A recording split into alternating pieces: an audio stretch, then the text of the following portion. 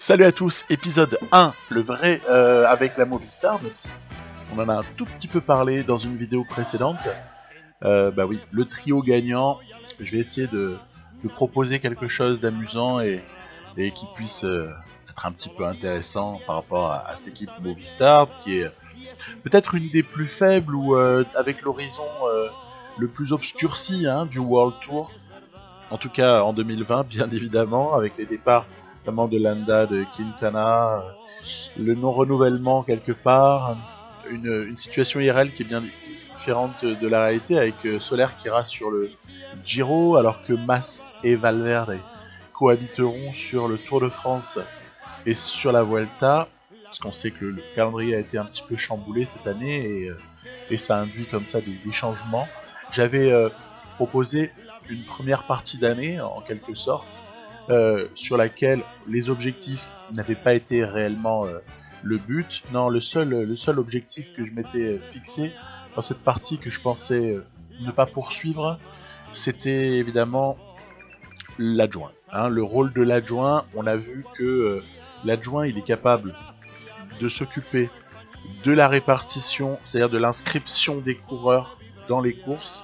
Par contre, il ne faut surtout pas lui faire confiance à ce stade, parce que si ça se trouve, on aura un patch, on peut tout imaginer.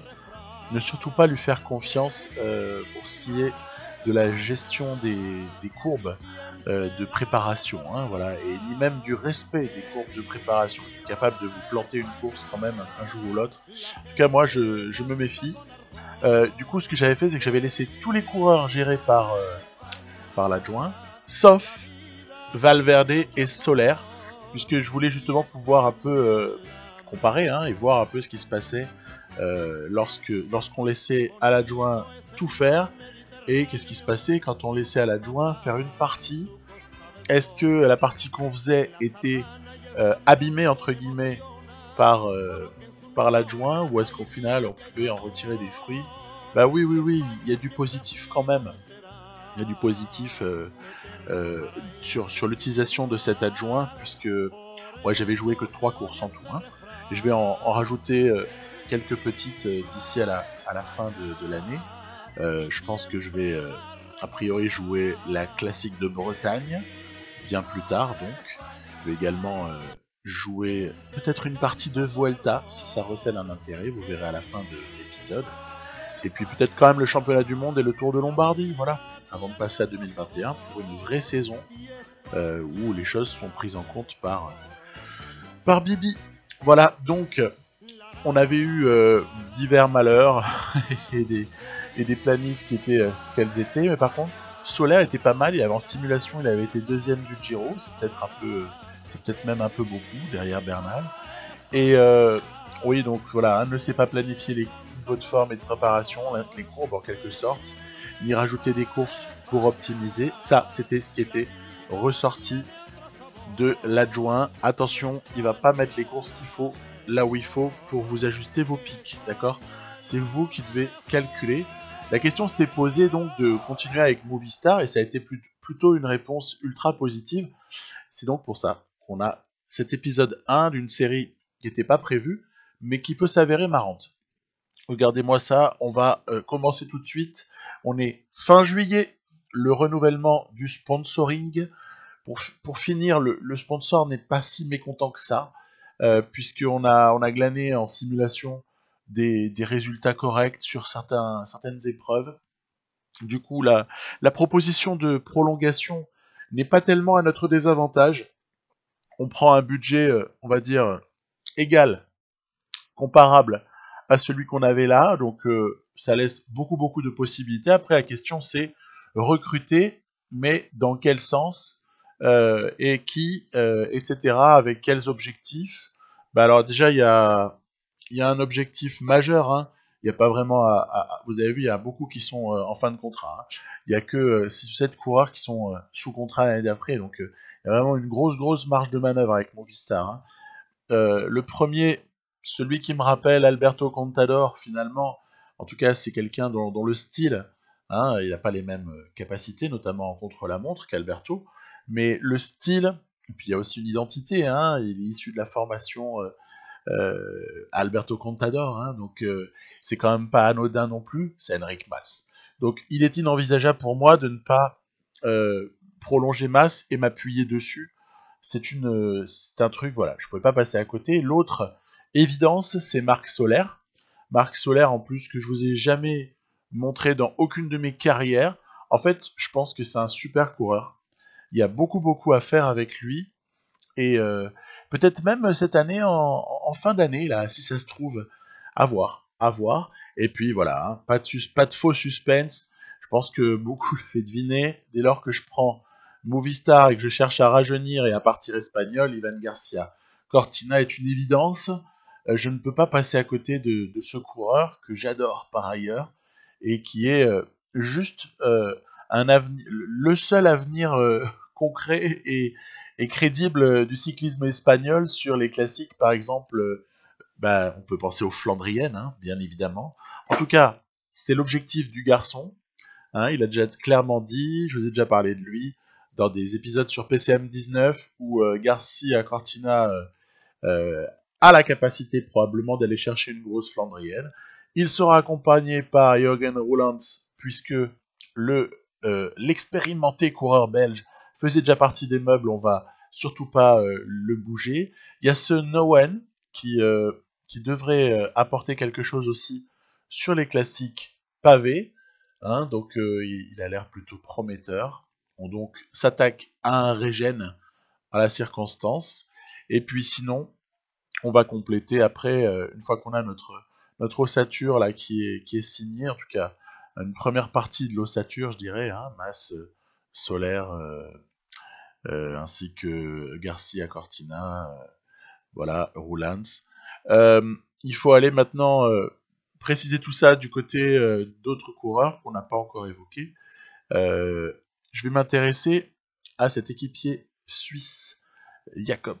Voilà, il m'intéresse beaucoup de le prolonger, donc je vais pas m'en priver, voilà. On va lui proposer un contrat. C'est un équipier qui aura son utilité essentiellement sur Flandrienne aussi, hein, parce que mine de rien, avec la retraite d'Immanuel Erviti, il y a pas mal de chantiers de ce côté-là. Alors je vais aller aussi scruter Bissegger et même concrétiser avec, puisque il me paraît avoir un énorme profil de sprinter sympathique, fort sympathique, Bissegger. Du coup, je me jette dessus, entre guillemets. On est allé chercher chez IF1. Et en plus, comme ça nous fait un deuxième Suisse. C'est toujours pas mal. Postelberger m'intéresse aussi pour encadrer Garcia Cortina et Roulans sur les Flandriennes. Donc voilà, l'axe de développement n'est pas seulement les courses par étapes, même si on sait que l'identité Movistar, c'est plutôt les courses par étapes, voire même les grands tours. Mais par contre, on essaie d'aller compléter tout ça en étant un peu compétitif, sans aller chercher Wout van Aert non plus et Peter Sagan, quoi. Hein. Vous voyez ce que je veux dire. Donc, Valverde, bien sûr qu'on va le prolonger. Il est inenvisageable pour moi de laisser partir Alejandro. On doit garder Valverde. Ce qui m'a juste embêté, c'était ces 2 années qu'il réclamait, puisqu'on voit qu'à 1 an, ça bloque. J'étais obligé de lui donner 2 années, alors que j'aurais bien aimé qu'on fasse une année, quitte à refaire une année derrière, mais pas bloquer de l'argent. Après, l'argent n'est pas non plus énorme en la circonstance, puisque vous avez 33 000, qui est quand même un salaire très modeste. D'ailleurs, globalement, on a salarialement, ça tient la route. On a beaucoup de marge. On peut encore aller compléter tout ça avec un Higuita. Higuita, vraiment quelqu'un qui m'intéresse au plus haut point pour venir compléter, euh, pas contre Valverde, mais le duo masse solaire doit être complété par quelqu'un. Je voulais aller en Colombie, j'ai pris Higuita, voilà, voilà qui est fait. Je pense que Higuita peut être le vrai futur de l'équipe. On peut imaginer une équipe à 3 têtes, Valverde ayant tendance probablement avec le jeu à tomber au niveau des notes, hein, à chuter. Donc il peut être opportun d'aller chercher un troisième homme.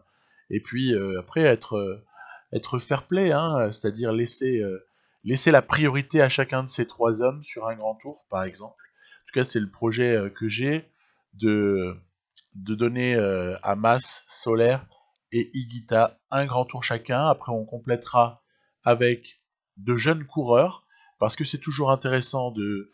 On a quelques vieux, on a quelques vétérans expérimentés.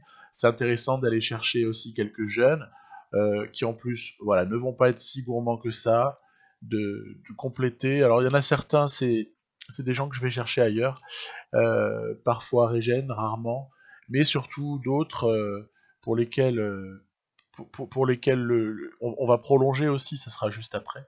Bettencourt me paraît mériter de rester, il va comme ça gonfler la colonie colombienne, et donc voilà comment on arrive, bon an mal an, à compléter cet effectif.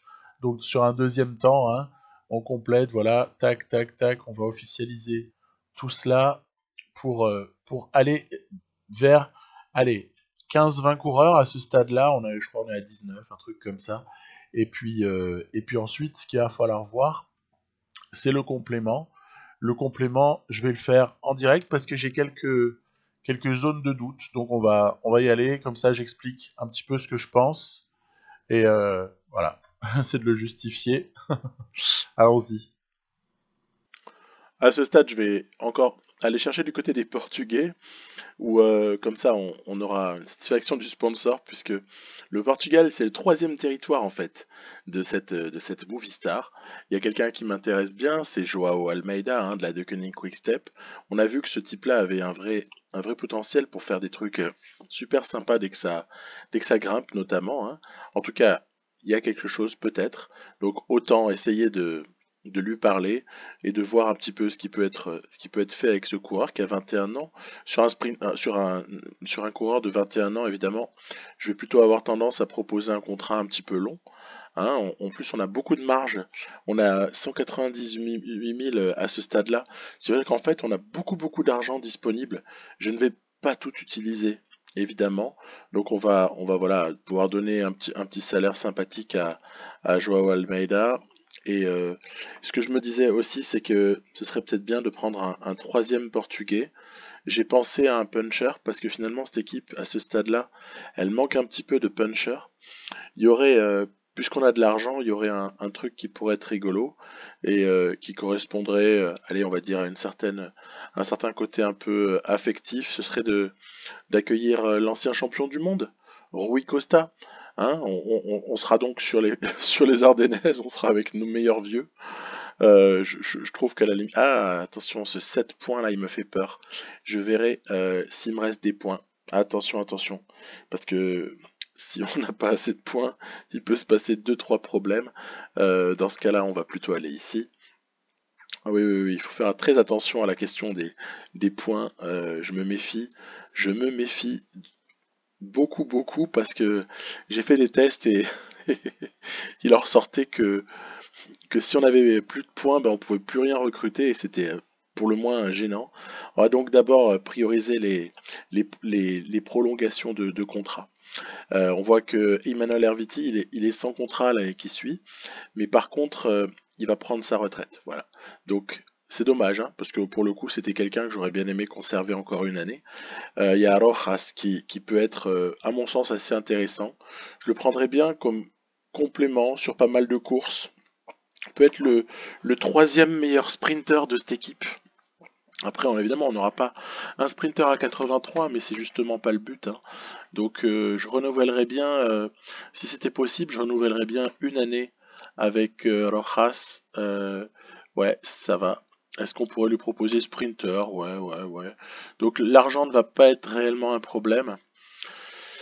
Toutefois, bah, si c'est sur une année, on peut lui donner de l'argent. Voilà. Sur une année, je peux lui donner. Oh là là, il est gourmand, hein, il est gourmand. Hein. Il est gourmand, mais en même temps, sous pic de forme, il peut être très bon en fait. Hein. Donc, on va éventuellement lui proposer ça. On voit qu'il veut un peu plus. Allez, c'est pas grave. C'est gratos. C'est gratos. On file 2000 de plus par mois. Après, y a d'autres gens que j'avais ciblés. Il y a Prades qui pourrait mériter. Alors, j'aimerais bien aussi que ce soit une année. J'aimerais bien que ce soit juste une année. On va voir si c'est envisageable. Une année, moi j'aimerais bien une année. Je veux que ce soit une année en équipier de luxe. Et je veux pas offrir trop d'argent. Je m'en fous, je veux dire, de donner un petit peu plus d'argent. En plus, il est pas content, vous voyez, n'a pas été très bonne, proposition solide, machin. Je vais essayer de lui proposer qu'une année. Ça va, ça va. C'est très bien.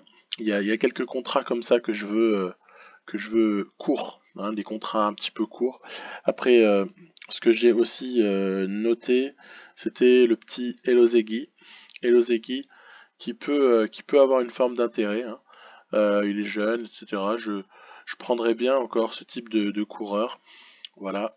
Donc là, à 2 ans, sur un coureur de 22 ans, on prend pas vraiment de risque à lui proposer, alors pas leader du tout, hein, équipier bien sûr. Voilà, proposer. Voilà.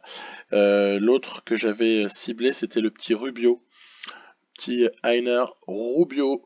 Voilà, c'est un grimpeur qui a des notes pourries sur d'autres secteurs là, mais qui a comme ça peut-être un potentiel de grimpeur, donc on peut l'utiliser en tant que tel. En plus, et ça se trouve, le potentiel n'est pas pourri, donc il faut en profiter. Donc ça va dire, mécaniquement, on dira au revoir à Rui Costa, sauf si ce dernier baisse ses exigences et ne coûte plus autant de points de transfert dans quelques temps, ce qui peut aussi arriver.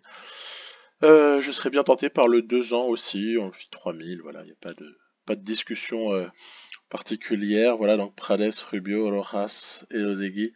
Et puis tant qu'à faire, essayer de pousser cette, ce secteur on va dire du développement, hein, avec Juan Diego Alba, qui est un Colombien, qui de ce fait m'intéresse bien pour ce qui est de gonfler la colonie. Tiens, lui, il prend 0 point.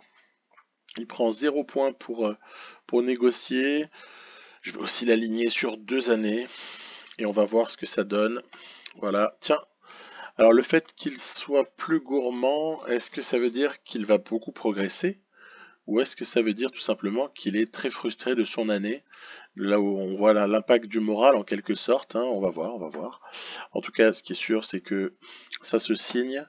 Et le dernier que je voulais conserver également, c'est Matteo Jorgensen, parce qu'on l'a pas vu à l'œuvre. Alors je pense que lui aussi doit être excessivement frustré. Vous avez vu, il y a un potentiel, si j'ose dire, qui peut être sympa. 1 point pour débuter les discussions.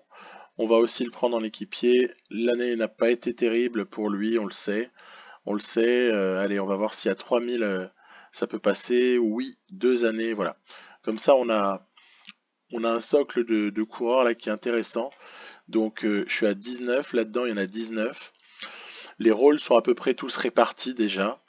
Et si on en rajoute 7, ça fait 26. Voilà, je trouve que c'est largement suffisant de rajouter 26. On va donc pouvoir confirmer tout ça. Donc voilà, Almeida qui signe, oui. Rojas qui signe, Prades, Elozegui, Rubio, Alba, Jorgensen. Et du coup, petit débrief, on voit que peut-être que quelqu'un va progresser, hein, on n'en sait rien. Mais à ce stade-là, ce qui est certain, c'est on a personne au-dessus de 76. Déjà, ça me convient. On a Valverde qui est amené à décliner. Donc, on va avoir une espèce d'équipe à 3 têtes en montagne. Ça me plaît beaucoup. Le trio Higuita, Mas, Soler peut être assez dément, je pense. En tant que leader, co-leader, on peut même imaginer que chacun a son grand tour dans l'année. En tout cas, c'est assez bien, ça me plaît. Cortina est évidemment le leader pour les classiques, hein, sans qu'il y ait de discussion, évidemment.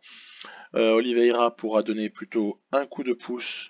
Oui, sur les classiques aussi, hein, je le prendrai parce qu'il a une bonne note en pavé, même si c'est un très bon rouleur. Il a une bonne note en pavé. En fait, il est assez polyvalent, donc c'est assez sympa.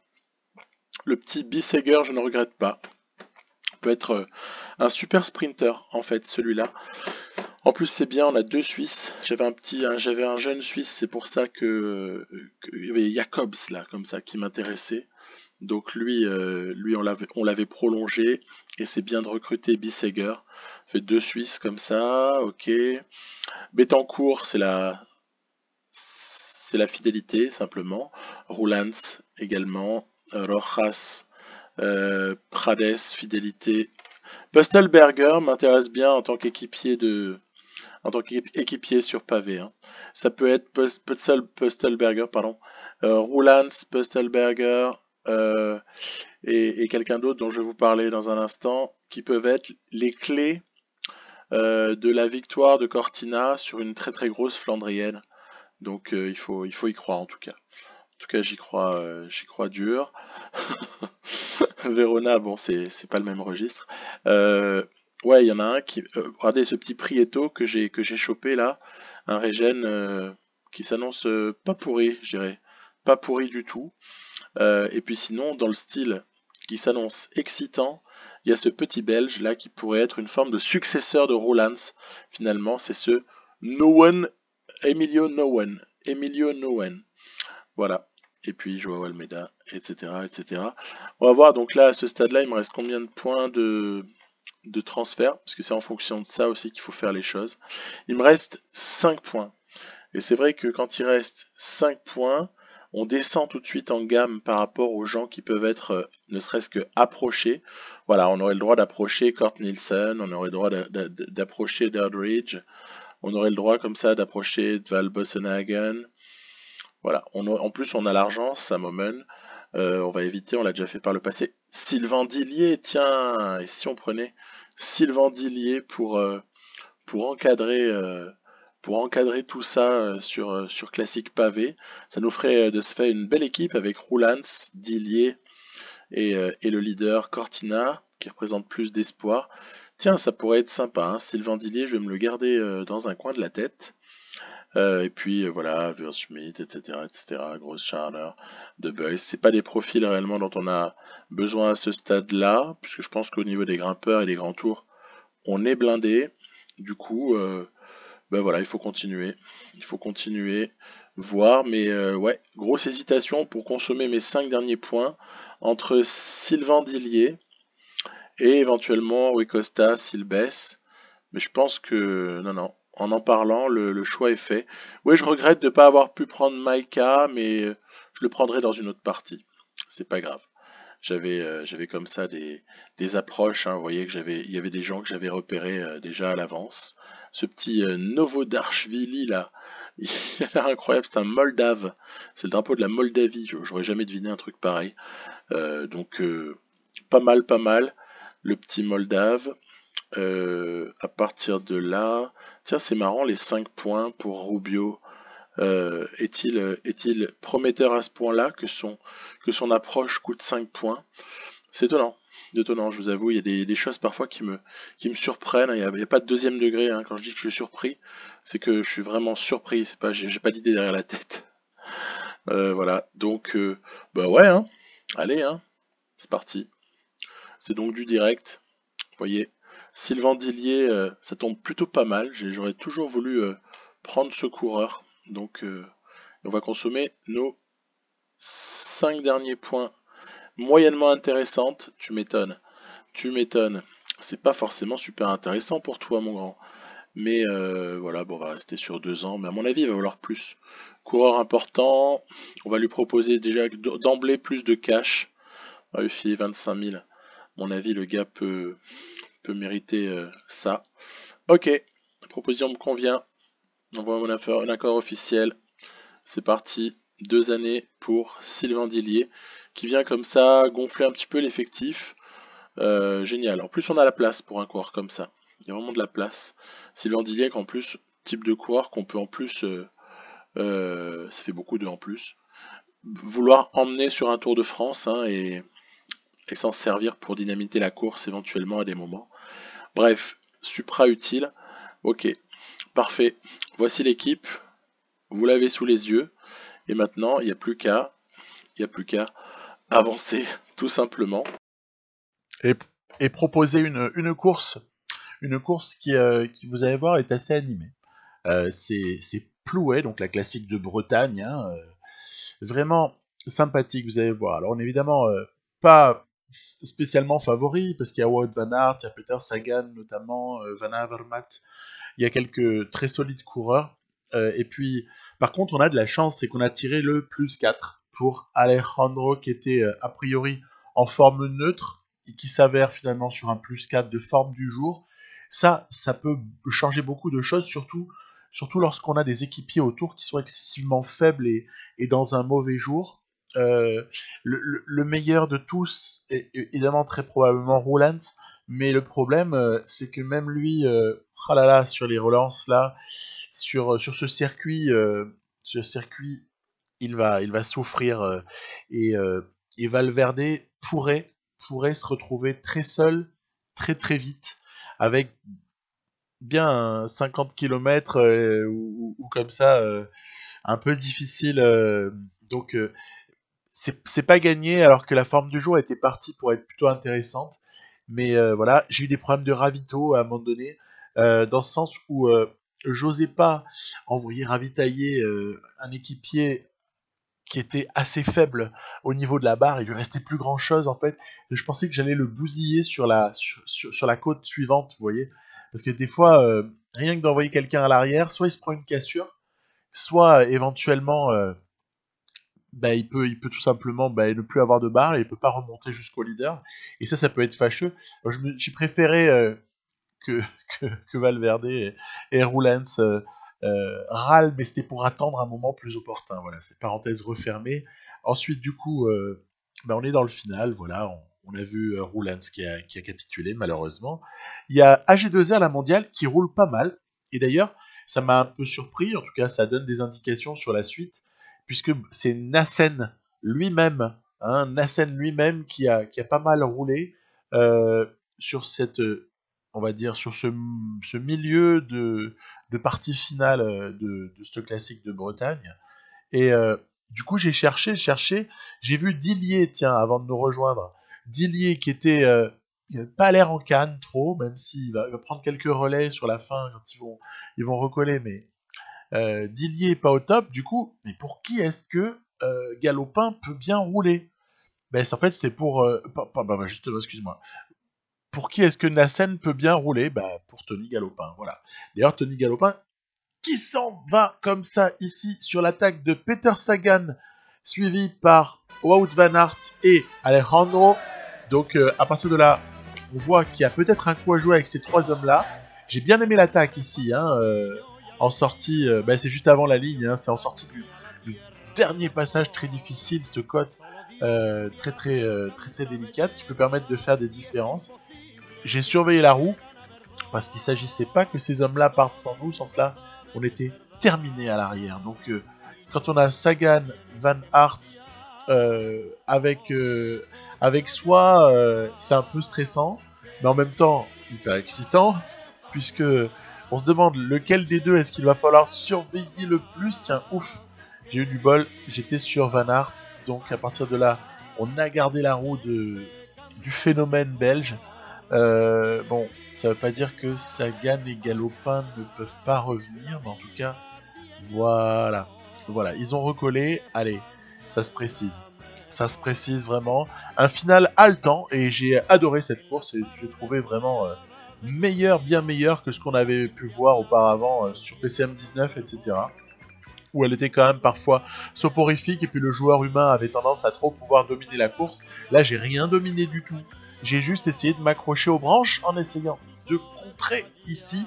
Vous reconnaissez, c'est le même endroit que là où ces 4 hommes étaient partis. Et je profitais d'avoir pas mal de barres en m'étant un petit peu économisé, faut quand même l'avouer. C'est à la Valverde, c'est dans le pur style. C'est-à-dire qu'il pique au bon moment. Et parfois même, ça c'est un équipier qui a un tour de retard. Parfois même, Valverde pique au moment où tout le monde va dire ouais mais c'est dégoûtant, il a pas donné un coup de pédale. Ouais, en tout cas n'empêche il la prend et puis voilà, c'est pragmatique, voilà, c'est très valverdien dans la manière de prendre cette classique Bretagne. Je suis content parce que c'est quand même ma première victoire avec Valverde. J'avais échoué 3 fois auparavant, donc content. Ouais, la forme du jour qui joue beaucoup. La forme du jour, c'est la loterie sur PCM 20, mais quelque part c'est excitant. C'est excitant parce qu'on sait pas ce qu'on peut avoir. Pendant ce temps, il y a il y a une Vuelta pendant ce temps et après qui se court et il reste 6 étapes à disputer, donc 16, 17, 18, 19, 20, 21, avec un classement qui interpelle. C'est ce que je me suis dit. Je me dis, mais c'est pas possible. Tu peux pas laisser ça comme ça. Il y a la 16, c'est un CLM de ouf. La 17 peut être dangereuse, mais ça va. Non, je crois surtout on se renvoie à la 20, quoi. L'étape 20, c'est vraiment l'étape sur laquelle il peut y avoir un gros suspense. Donc je vous proposerai sûrement les 16 et 20 dans le prochain épisode, parce qu'une fin de Vuelta, ça se traite avec respect. Voilà, donc je pense qu'on peut s'amuser là-dessus. Et donc je proposerai également les championnats du monde, où l'équipe d'Espagne devrait être assez bien représentée, puisque outre les movie stars, on aura également Landa, on aura Bilbao, on aura du joli monde, et c'est pas tout. Et le Tour de Lombardie pour boucler l'année proprement. Je vous dis à très très bientôt pour la suite de cette série. Portez-vous bien.